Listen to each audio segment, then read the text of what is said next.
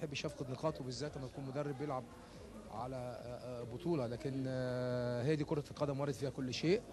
لكن بقول برضو في نفس الوقت عندي ظروف صعبه جدا. احنا بنشوف يعني طبعا غيابات كثيره جدا وبكم كبير جدا، وغيابات مؤثره.